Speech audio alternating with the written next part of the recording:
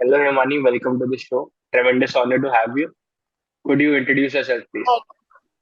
Sure. So my name is Himani, and I'm a psychologist by training. I work as a psychologist with a organization called Minds Foundation, Mm-hmm. which is headquartered in LA in US, and we also have operations running here in India.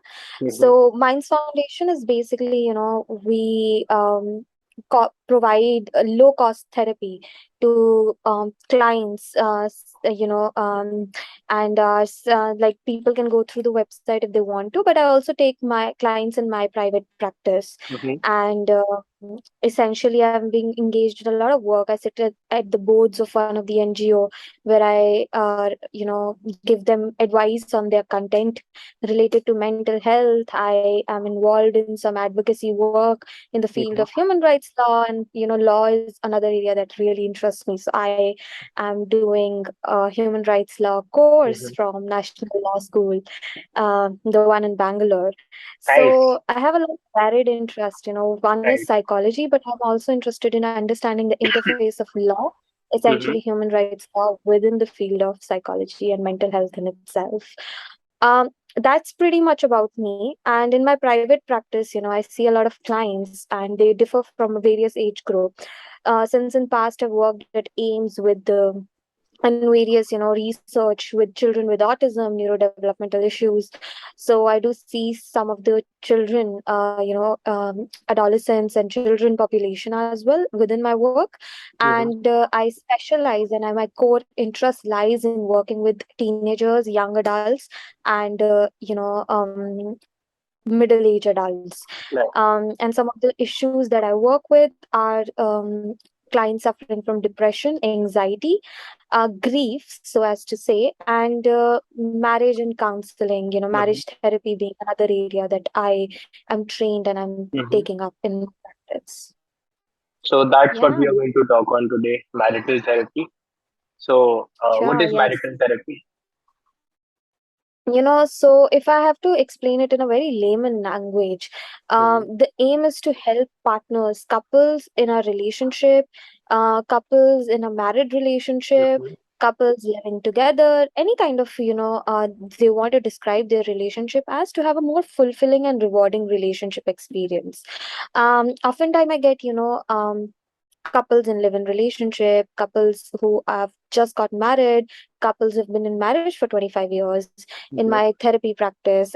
And oftentimes one common theme that I have found in all of them seeking them is that they want to have more rewarding relationship. They want to feel that their relationship is amounting to something. There is a mutual love, trust, respect, Mm-hmm. and those values that we in share in a, celebrate in any kind of relationships. So say, yeah, but it's different from family therapy. Essentially, the question we gain gauge in a family therapy is what happens in this family, right? Whereas in the marriage or couples therapy, we work with two individuals, we work with the partners. In marriage therapy, it's a system that we work with, Mm-hmm. which involves not extended family, I'll say, but the family system that they are in, right? So I do family therapy also. So that the goal in the family therapy for me is different than the goal in a marriage therapy. So yeah, I think that is essentially Right. the gist of it. But in the family therapy also, people come in to seek more rewarding family Right. experience. The intention is the same. Mm-hmm. The system and the people that we work with just differs Right. or changes. So, could you describe some of the techniques you use in marital therapy? Yeah, I mean, there are many techniques one can use, right? I am someone who believes in evidence-based practice. So, evidence-based practice means techniques that have shown clinical efficacy in terms of their effectiveness through peer-reviewed journals or Mm-hmm. their research. Randomized controlled trials have proven their efficacy and validity of those Mm-hmm. techniques. So, I'm an evidence-based practitioner, and some of the techniques that I always fall back on is one is Gottman's work. Gottman, they also have a very specialized course in it. So it's called Gottman Method. They have done a very uh, like detailed research in that area, so Mm-hmm. to say. So some solution focused therapy, because oftentimes people come with problems and they are like, oh, this is a problem that we are facing as a couple and we don't know solution to it. So solution focused therapy is another, kind of therapy that has shown clinical efficacy to some extent. And I use a lot of CBT techniques, cognitive behavioral therapy techniques in my work to understand couples thought process. Do they Mm-hmm. have their worldviews, what are their worldviews, how those worldviews combine with each other to form a communication pattern between them. Mm-hmm. And emotion focused therapy, so these are very evidence based methods that I adopt.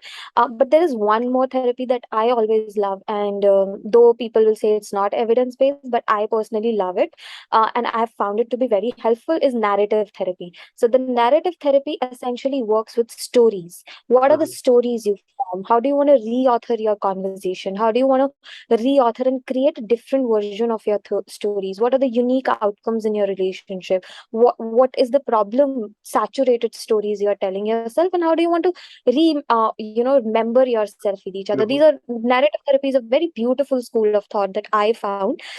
Though in scientific community people will come in and say that this is not evidence based, etc., etc., but I found narrative therapy also to be very helpful in my work, apart from the evidence based techniques that I use. Right. I read a very fascinating study that suggests that couples are attracted to each other because they want to reinforce the trauma that they suffered during their childhood and want to fix it somehow. Yeah. I think that's, I will not do justice within this podcast to explain the nature of it, because what you need to understand is that one is a generic statement, one is a statement backed by a very solid research, right? Mm-hmm. Uh, Oftentimes we undergo a lot of trauma. There's a whole school of thought, if somebody is interested in knowing more about it, called trauma therapy or trauma related work or trauma focused work. I do Mm-hmm. that in my with my clients, where we are specifically working with people who have gone through trauma, such as sexual abuse, emotional abuse, neglect, violence, a lot of extreme cases. Mm-hmm. And these adverse childhood experience, these traumatic experience that we have as a child, have a way of forming, you know again, has a way of it storing in our body, in the way we communicate with other people, have a way of forming our worldviews, and we seek that out. It's a very complicated concept that I don't know if I'll be able to do justice to just break it down. But what you Mm-hmm. shared is interestingly another research, and it's now trauma as a field is now being researched a lot, that how trauma can impact the way we form relationships, or how trauma that we have gone through in early um, childhood experiences Right. impacts the way we communicate our relationship, the way we align with this world, the way we are constantly on alert in this world, right? The way we are constantly um, um, how we organize our worldview about this world being an unsafe space, etc., etc., and that oftentimes translates into the relationships as well. Yeah. Right. Right. Okay, so as a therapist, do you prefer taking individual sessions or couple or group sessions? I prefer, I do a combination of both. So, Okay. let's so as to say, a lot of my clients, right? Mm-hmm. Some of them are like couples meet me individually, then they meet me together as a group, as a couple. Okay. They meet me individually, they tell me, okay, this is what I'm facing, this is what I'm facing, and then we come and meet together as a group. However, I prefer meeting them, one on one in a group session. Uh, there's a different kind of therapy. So there is one is individual therapy, like you and me are sitting, we are having a one-on-one Right. conversation. Then there is a couples therapy, where both the couple are sitting in front of me, right? We can have it just couples therapy, or we can have, first I meet one couple, then I meet another couple, sorry, one first I Right. meet one person. Let's say I meet husband first, had a session with the husband, then I met the wife, I have a session with the wife, then I met both of them together, Mm-hmm. right? Then in the family system happens the same. I meet with different members of the family, understand how do they view the family as a unit, then they all come together and we have a session together, right? Uh-huh. uh, then there is like a group therapy session. Let's say 5 couples are sitting together and they are Okay. sharing their story. They are coming together. There is a structure and a process to it. They come together. They share about their relationships. They share about their challenges, how they navigated the challenges. So that's a group therapy. Individual therapy, couples therapy, family therapy. That's a very different thing. That called group therapy. Let's say 5 couples came in together in a group setup. They shared with each other, like happens in alcohol and addiction Right, right. kind of like, there is an intervention Supportive. Yeah. where, yeah, they come, they share about their relationship with alcohol. Similarly, it happens in the Hmm. with the couple marriage therapy also. Couples come together, they share about their experiences, and they learn from each other how they Hmm. navigated their issues. So it's like a co-learning space. But I oftentimes do one-on-one couple session. Like, I meet the couple together, I meet them individually, then meet them together and have a session with them. Group therapy space is something that I am yet, experimenting and exploring with, because it there are a lot of ethical principles involved with it. You just can't open up a group without having a very solid structured plan to it. Right. um, right, so I think we need to be very mindful of the ethics involved within the group setup as well. With any kind of therapy, be it individual or anything, but group therapy requires special care and attention. So that is something that I'm going to open up, and something that I'm exploring further to build as a structure, because we don't have such spaces a lot in India as of Hmm. now. Yeah, and So in foreign, it's a common practice. Yeah. if someone wants to consult you for marital therapy or any other therapy, how can they reach you? Yeah. So they can reach out to me on my email ID, which is himanivarma.in, HIMANIVERMA .in @gmail.com. Or Okay. else they can call me on my number, that is 8800883059. Currently, I'm based in India. I'm going to soon be moving to Canada. Oh, yeah. But currently, at present, as long as I'm in India, right? Right. So that's the number they can reach out to me on as of now. And email ID is always active. So Mhm. himanivarma.in @gmail.com. My Instagram handle is himani v.dheer. So himani v.dheer, DHIR. So they can reach out to me on Instagram. But I prefer email IDs, people reaching out to me on emails and my phone number directly makes the Mhm. process easier for me. Right. I try to limit my Instagram interaction as much as I can. I think social media is something I am trying to limit myself a lot Right. in. Yeah. Okay. So, what credentials do you need to practice couples or marital therapy? See, the credentiality, the ideas of credential, differs according to countries. Like in India, we don't have a lot to licensing in board. However, you do need your master's in at least clinical psychology and an MPhil in clinical psychology. Once you get an MPhil, you get a license to practice as a clinical psychologist. And usually, these clinical psychologists are trained in this area as well. Mhm. Then you can always do courses and everything to enhance your skills. However, in foreign, the credentials differ. the I you know Now, since I'll be moving to Canada, my licensing and credential and the pathway to it will be very Uh-huh. different from the one I had to go through in India. So MPhil is the general rule of thumb in India for Right. any clinical psychologist to be licensed, and MA in clinical or counseling psychology at least qualifies you as a Mhm. counseling psychologist here. Then there are courses. I did Gottman's course and everything to just enhance my skills. You can So, was always it learn. online? Yes, I think COVID has changed the idea of learning a lot, Right. and I think online has become the norm now. So yeah, it's the convenient way to learn. Yeah. So, what is the scope of couple therapy in India? Interestingly, see, the scope is something I can't, comment on. Um, as of now, what I've seen is a lot of demand is there, and Mhm. after there is now a need for a very solid mental health awareness now being generated in people. However, with the couples therapy, what I have seen is a very strong cultural notion attached. Why do you need a therapy as a couple when you have a family?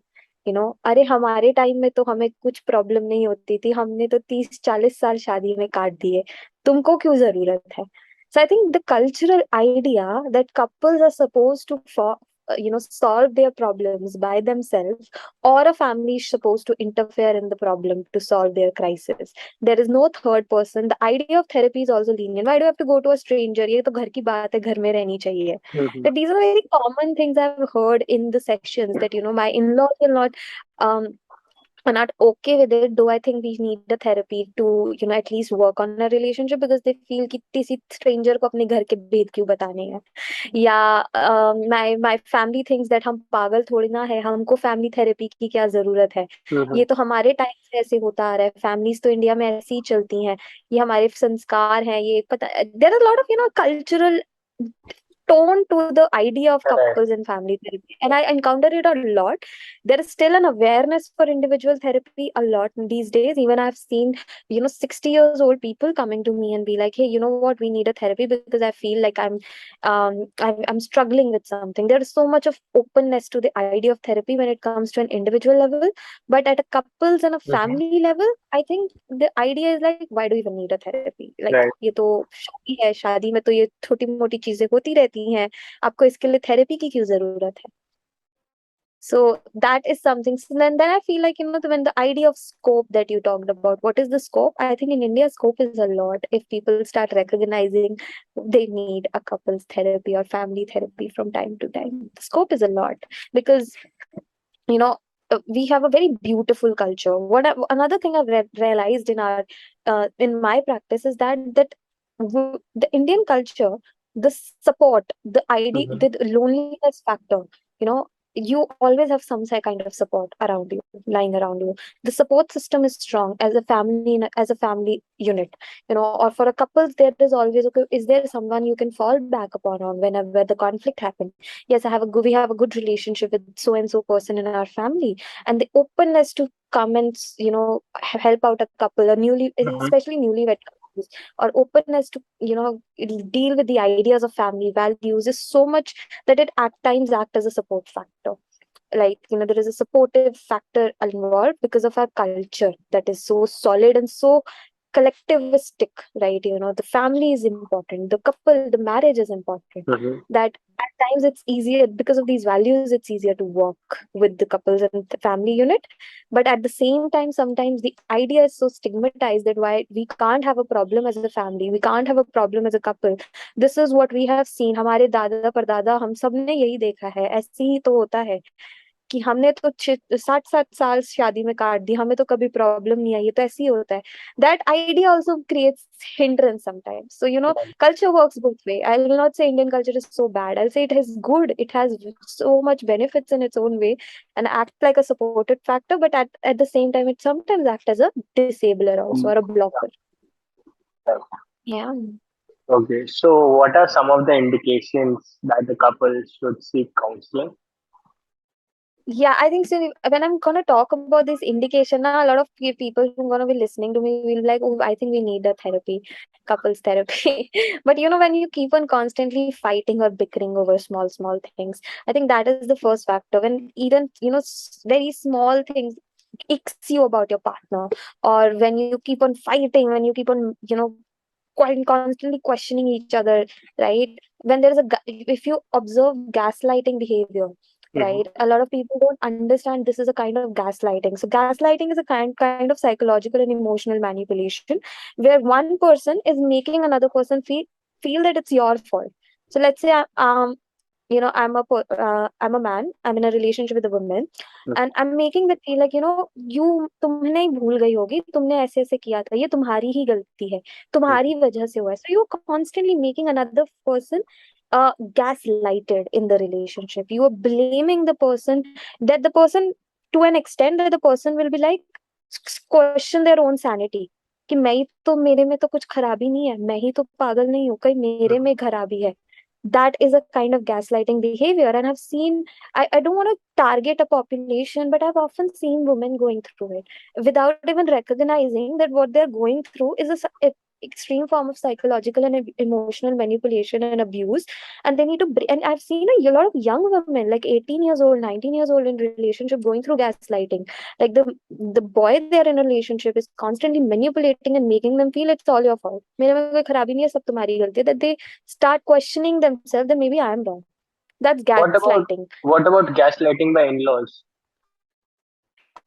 Absolutely. Every, single day I keep on seeing this gaslighting happening by in-laws in itself, that ये बहू ही खराब है, या this thing is wrong, ये इन्हीं की गलती है, इसको पता नहीं होगा, पता नहीं चला होगा. This is so common that we start accepting it normal है.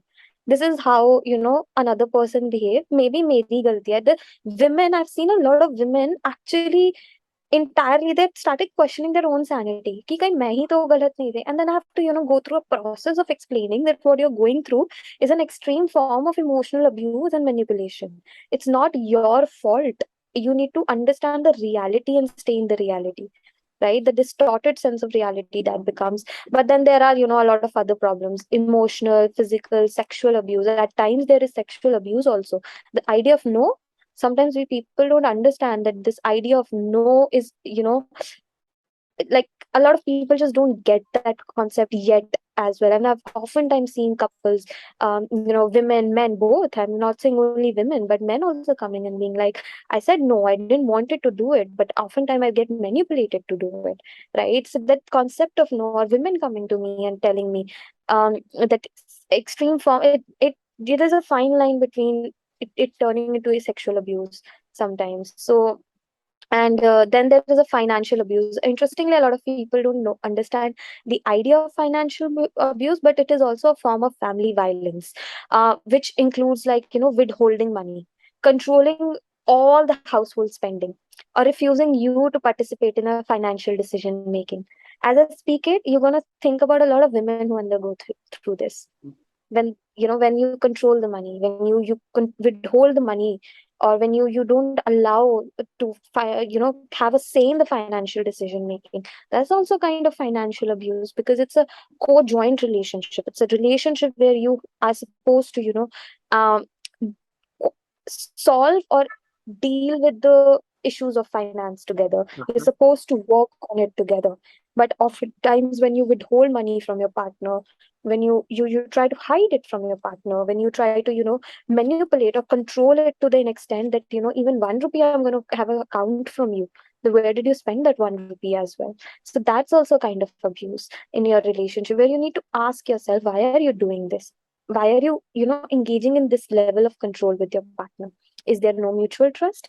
Is there what is your understanding of relationship and a marriage like, and a lot of other things. And as I'm going to speak about it, I just want to give you a trigger warning, whosoever will be listening to this, that these are the behaviors you're going to see happening every day in life. It's just that these are normalized so much at times that we just don't recognize it as a kind of abuse. We feel this is how it is supposed to be, but no, the relationships are not supposed to be this way. The relationship is supposed to be a mutual partnership, period, underline, right? It's not supposed to be controlling, it's not supposed to be manipulating, it's not supposed to be abusive, it's not supposed to be a relationship where you have to constantly make another person or explain to another person about your finances. It's not supposed to be needing or wanting for love, or constantly you know dying to get that attention and love. Relationships are supposed to give you all of these, and it's supposed to be a two-way street, not a one-way street, right? And oftentimes poor communication, like there was this one thing you were asking me: denial. Like, what if one partner denies and be like, oh, there is nothing that is wrong with me? I think that also stems from poor communication, or it's a kind of defense mechanism that people do adopt. As we're going to go about it, I'm going to speak about the denial aspect as well. But poor communication, when you're not communicating with your partner, or when you're scared to communicate. Oftentimes people are scared, oh, I can't communicate because वो गुस्सा कर जाएंगे. So again, you understand, I can't communicate because another person is going to get violent on me for speaking myself out, or speaking what I'm thinking. That is so normalized that we don't recognize that's a kind of abuse. That's an emotional abuse you're going through, right? You can't communicate because out of fear of another person. And these are the kind of things that make relationship unhappy. These are the kind of things that make us compromise, adjust, and just go roll along with the relationship, or be like, ऐसे ही तो होता है, हमारे parents का भी ऐसे था, हमारा भी ऐसे है. That is, you learn these things, but again, as I said, relationships are built on mutual trust.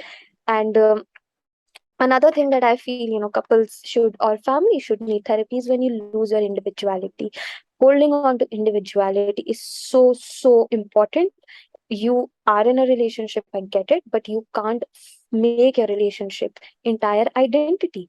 You are an individual self. You need to have that identity as well. If you don't have that identity, then that relationship is your entire identity.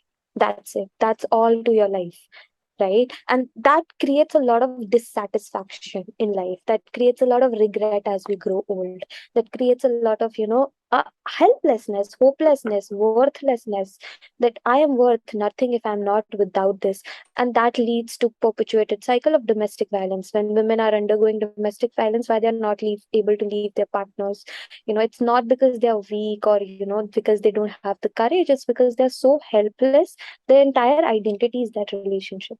That is it, right? That This culture the also of worshipping culture your plays a lot. husband uh, Yes, despite any yes. flaws or Yeah, and I will not say it's only Indian culture. See, I don't want to blame Indian culture that हमारा ही culture ऐसा है. Western also, every culture around the world, the idea, is not the culture is to be blamed. The idea is also that, how across the world this happens, and oftentimes women are at a disadvantage. But that doesn't mean men are not. I've seen men to be at, an equal taker of abuse as well in, my therapy sessions. And this is an abuse side of marriage and couples counseling that I'm Johnny Depp. talking about. Yeah, yeah. I have my different views about, Johnny Depp and Amber Heard. So I don't want to make, and speak about that, or say that, who is right, who is wrong, because I have my own views on it.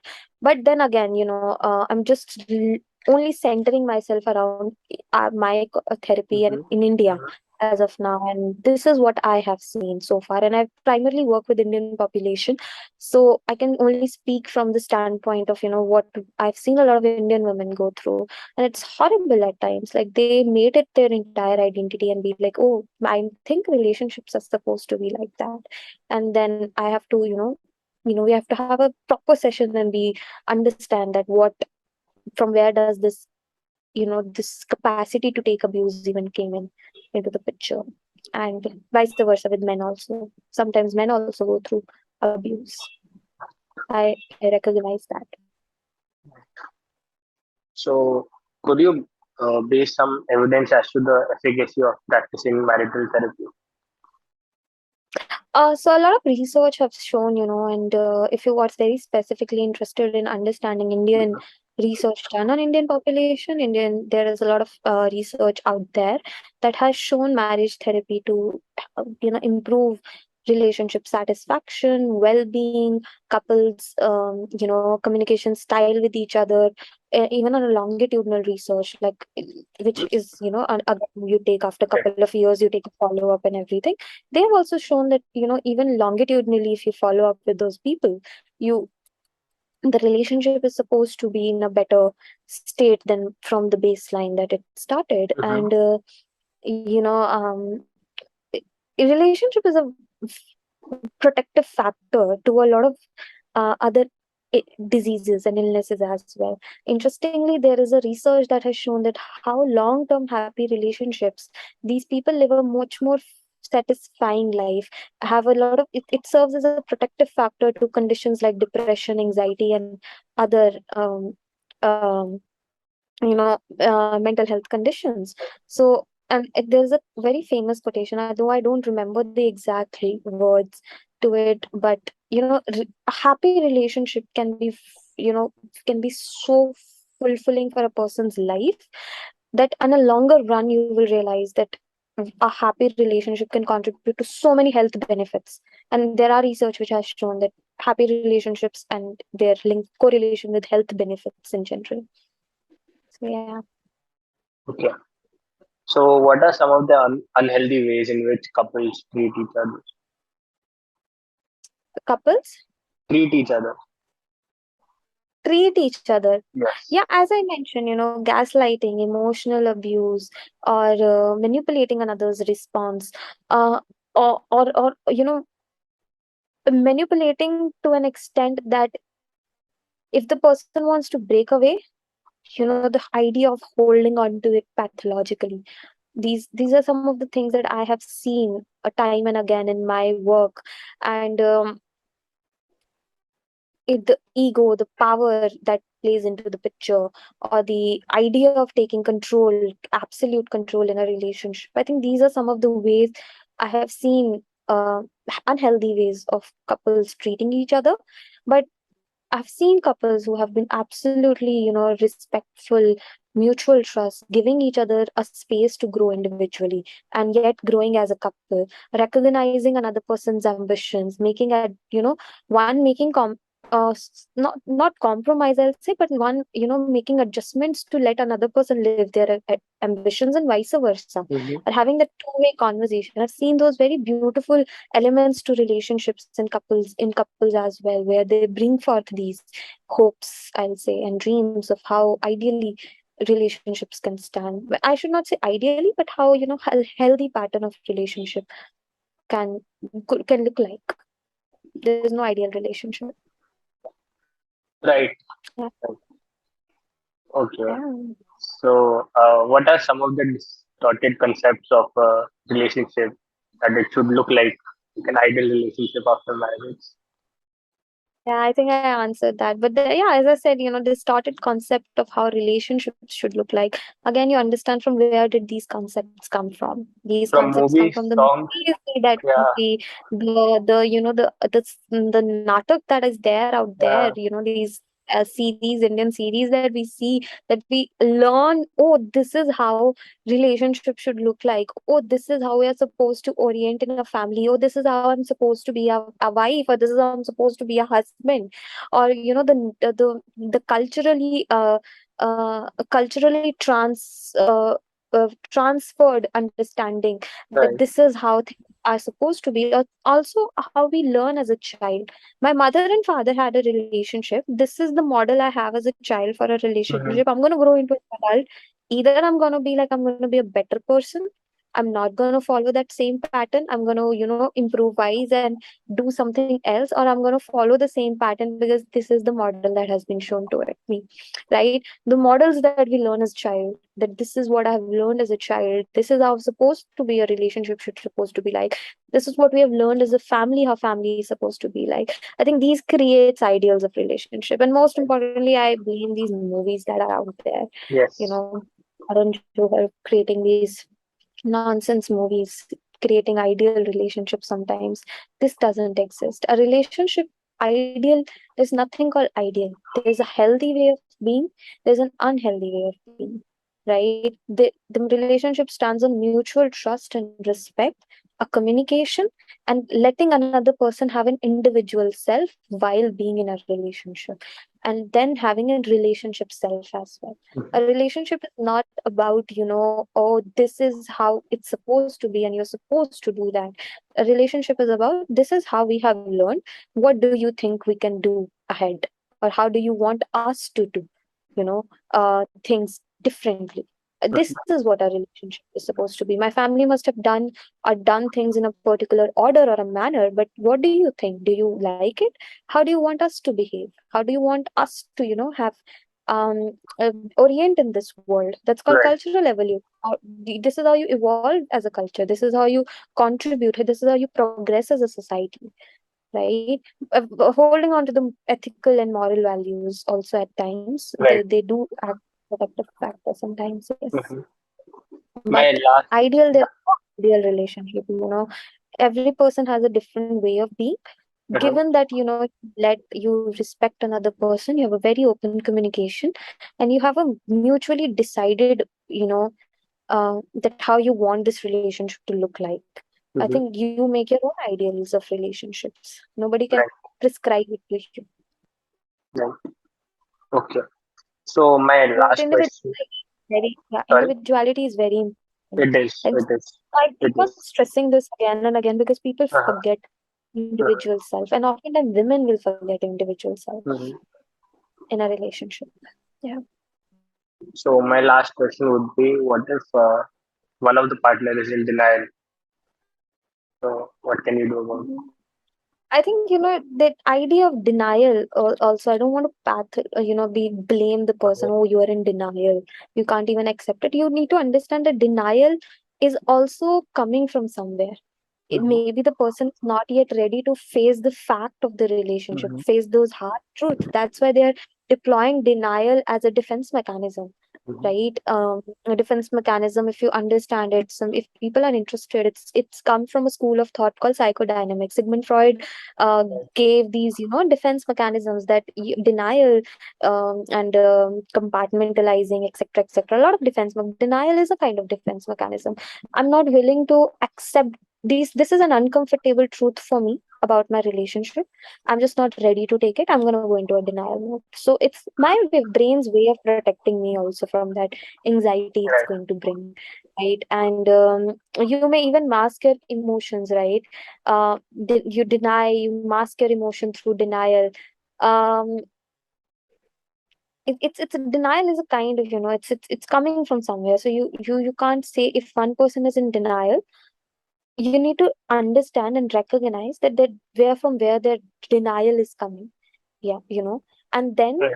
don't make another person feel guilty of deploying that. The moment you make them feel guilty, that why are you denying it, you can't even accept it. See, I am able to accept it, you are not able to accept it. Again, what are you doing? You're blaming another. It's again, you're manipulating another person. I'm able to do it, why are you not able to do it? Why are you denying it, right? this Mhm, cre- this is not a healthy way of communicating. right. The healthy way of communicating it, okay, I do understand. Maybe it's a denial, maybe it's your truth that you are speaking. But I Mhm, feel it's a denial. Do you want to talk about from where this denial is coming, or why are you so uncomfortable with this thing that I'm speaking? Why, just ask a person, why is this person so uncomfortable? Right? What mhm, anxiety is this bringing for person? Right? There must be something that the person is, constantly denying. But then again, denying and saying तुम्हारी गलती है is gaslighting, right. right? So person is denying, नहीं नहीं ऐसे नहीं हुआ होगा. There's, you need to differentiate when is denial also becoming problematic for you. Right. Yeah. Okay. So thank you so much for your insights, and it was lovely to have a conversation with you. I'll just Likewise. I'll just stop the recording.